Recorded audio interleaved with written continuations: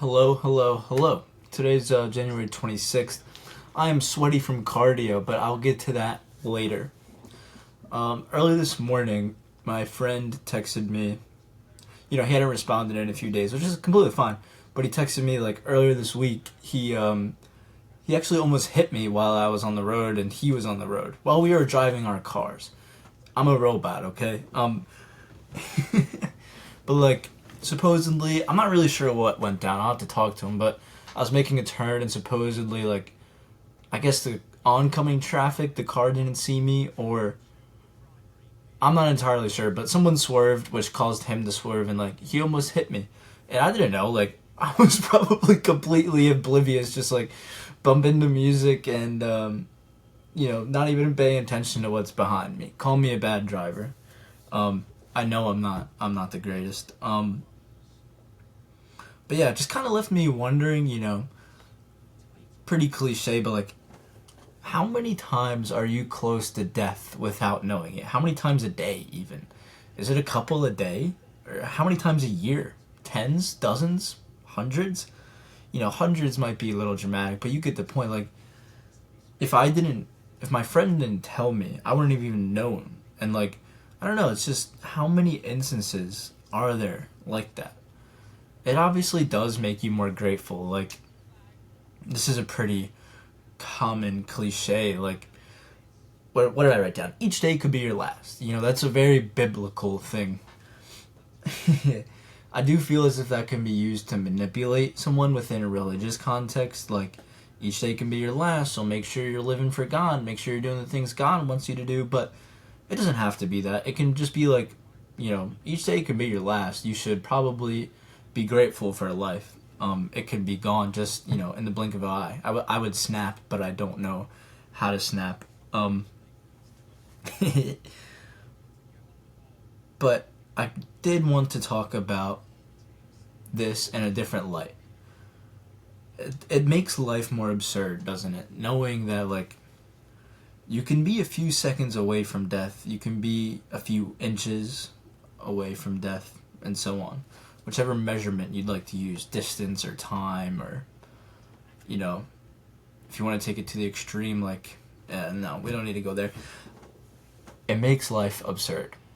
Without human beings, too, this notion, this idea of being close to death wouldn't really be possible in terms of, like, being able to retrospect about it.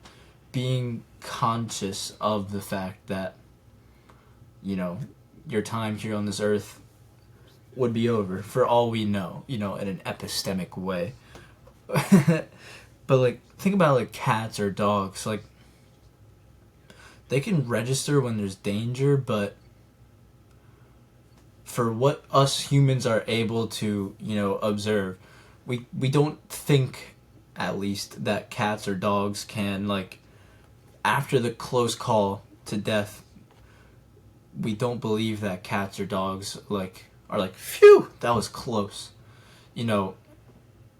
Their bodies. I'm really making this more complicated than it needs to be, but like their bodies, their heart rate will probably slow down and stuff, but like up here consciously, as far as we're aware of, they do not think of it as like this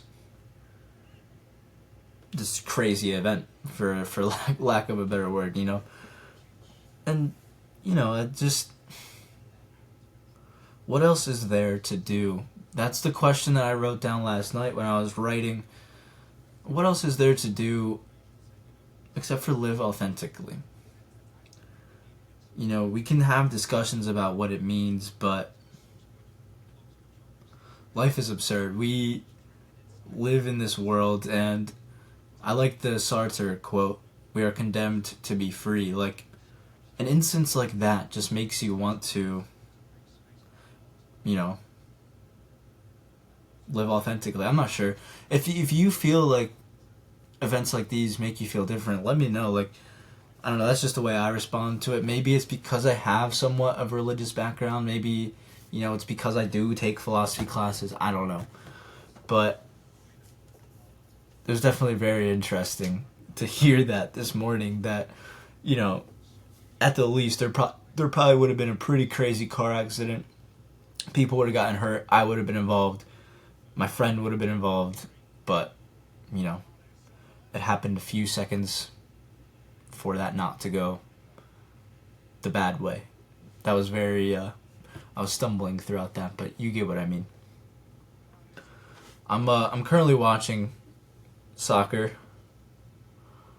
It's not going to focus. I'm still getting adjusted to this webcam, so bear with me. But I also wanted to talk about my relationship with cardio. I'm someone, you know, I'm not the biggest, but I'm not the smallest, if that makes any sense. You know, I've dealt with weight issues before, but I'm finally getting into the groove with cardio. Just do it. I'm not trying to, like, be a hard ass or a stifler or anything, but more fundamentally, doing the hard things are so rewarding. Like, especially today, for whatever reason, it just, like, I got possessed by Satan or something, and I just went really hard. And once I was done, it felt so rewarding. Now, I know, like, some people might have complications. I get that. Like, don't think that I'm trying to tell you to go run a marathon. That's not what I'm doing here. I'm just saying, do the hard things. You know, I don't know. If you're tired of something, I don't like the way that I look certain times, and I'm done feeling that way. I'm done wanting to, like, look a little pudgy in certain shirts and all of that.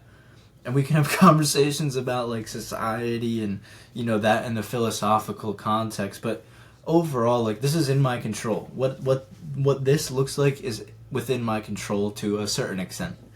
And I don't know. I just think that's a powerful thought. And if you're worried about how you look, there are things to be done. I don't want to seem like an Andrew Tate kind of character here, so I hope that I'm not, but like some Sigma Alpha dude. But to a certain extent, they are right. I'm just gonna say it. To a certain extent, you know, you have to put yourself first in many ways. Like, I don't know. I'm going off on a weird tangent that doesn't need to be made. The point is that doing the hard thing is rewarding. And, you know, today I have a rare Friday off of my night job, second job, first job. And it's kind of weird. I talked about this yesterday. There's, like, an anxiety about the open-ended nature of days sometimes for me. Like, what am I going to do next? And it sometimes leads to procrastination and whatnot. But I think I do have plans. I think I'm going to hang out with my girlfriend. Did I say today's date in the beginning? It's January 26th. I like having a Friday off. I don't know. I'm really, what did I say? I wanted like a 60-40 work-life balance or 65-35. I don't think that I'm really giving that to myself. I think I'm leaning into work a bit too much. What did I say I wanted to give myself?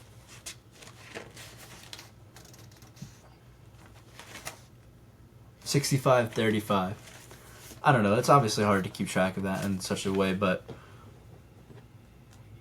maybe it is 65-35. I don't know.